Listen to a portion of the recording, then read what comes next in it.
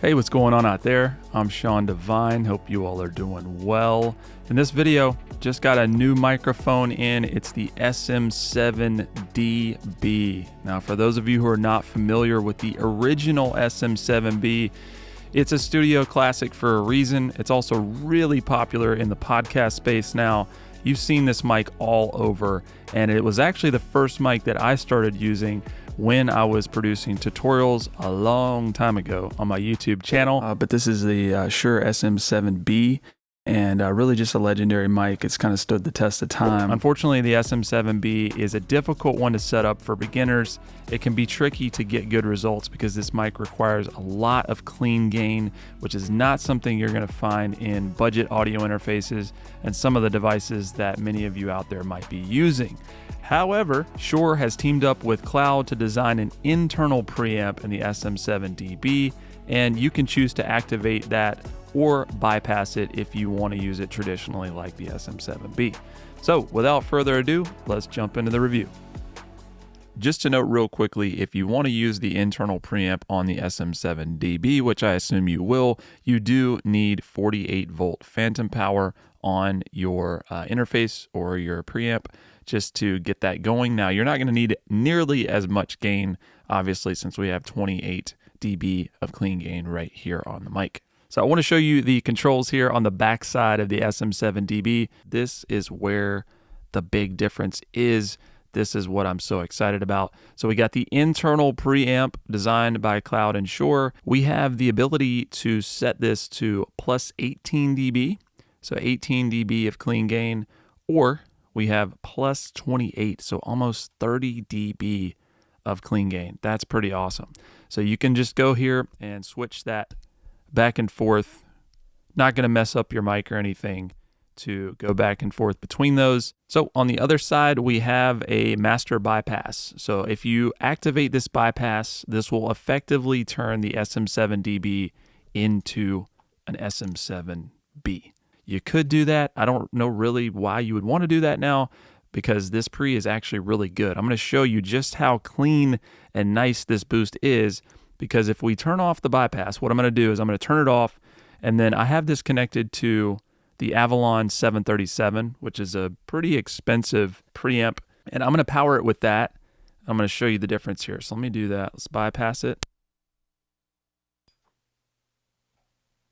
Okay, so this is with the Avalon on high gain, boosted as high as it'll go.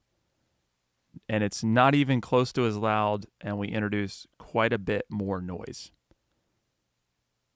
Pretty crazy, right? All right, so I'm going to switch it back now. All right, so back with the internal Cloud pre on the SM7dB. Very impressive. Other thing to note is up here we now have our EQ controls, and these are easily selectable with your finger here on a switch. So we've got our high pass filter, effective for vocals, things you want to remove the low rumble. And then we also have that high mid boost or high boost. Those of you out there who have the original 7B, you already know what this is, but like you can't change these with your fingers. So this is just the original OG design. And I'm assuming that they probably felt like someone might accidentally switch those in the booth or something like that. But it's pretty annoying whenever you do need to change these, like grab a paper clip or a coin and try to switch those EQs. So having these switchable fingertip controls here for the EQ, great addition to the 7dB. Genius idea, Sure. Thank you. Now, just talking general sound properties of the SM7dB and the SM7B, if you're not familiar with this microphone, I would describe it as more of a dark sound. Has a little bit of a woolly sort of tone, as you can hear. It's definitely less hyped than some of the brighter condenser mics, unless you go ahead and EQ it, which is what I'm doing right now. If you boost at somewhere, let's say around like 10K, it's going to sound more like this, a little bit clearer, you get a little bit more detail. Or this is just straight out of the gates, a little bit duller in the top end. It also just has a signature mid-forward sound that allows the voice to cut through, which is why it's become a very popular mic for podcasts. Now, the other things to mention that make this a really good option for those of you in untreated spaces and home studios, bedrooms, where you may have some echo, some flutter happening. This is a very directional mic, meaning that it has some rejection properties in terms of not picking up sound behind the mic or on the sides. It really just picks up, that directional straightforward into the capsule. You're not going to hear the room as much. It's not going to present as many acoustic issues. If you're in a less than perfect acoustic space, the SM7dB is going to be one of the best options for you in terms of a vocal microphone. Also, you can get right up on this mic. It handles plosives quite well. And if you have an extremely dynamic performance, let's say somebody might be yelling or screaming or singing very loudly, this is not going to be as sensitive as a condenser. Now, one thing I have to mention that has not changed from the SM7B to the SM7dB is that there is a little bit of inherent self noise in this microphone. Now, there have been a lot of people out here who have talked about the 7B being a silent microphone. It's a dynamic mic, so there's nothing internal to generate any noise. That is not true. It does have a little bit of white noise or a little bit of hiss.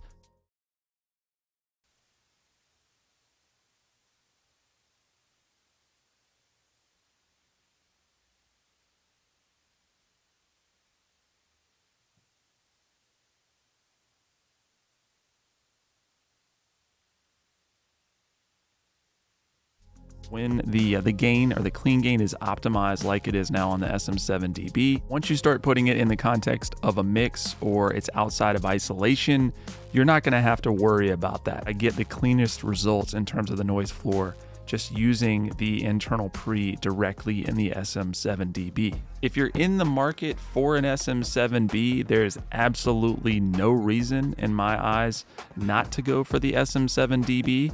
The price is about $100 more than the SM7B, but by the time you buy the cloud lifter, which this is actually a fancier cloud lifter, but if you get the original cloud lifter, that's at least $100. So you're already going to spend a little bit more on the original SM7B and that cloud lifter to get it to do what the SM7dB does. And the 7dB just does it better because all those components are already built into the mic. It's also just so much more convenient. I'm thrilled not to have to do additional cable runs and have a cloud lifter sitting on my desk. Not that I don't love these devices. They're great to use for ribbon mics and things like that, other dynamic microphones. All right, y'all, so that is my quick review of the Shure SM7dB. This one right here is really a no-brainer. No cloud lifter. I'm very, very happy to free up my desk space, not have to worry about getting clean gain into this mic. And those of you who are on budget interfaces and you're in setups where you don't have something that's going to provide more gain that you need, this is definitely the option to go with. If you like the review, you like the 7dB, and you use the link in the description below to purchase one that does directly support the channel, I greatly appreciate you. I am really excited about the SM7dB. I'm keeping this microphone, and my SM7B is going up for sale. So anyways, y'all, I hope you enjoy the SM7dB. If you have any questions, anything I didn't cover, feel free to leave a comment below. If you're learning anything in the video, please like, subscribe, and consider sharing. Hit that notification bell for more, and we'll talk to you soon.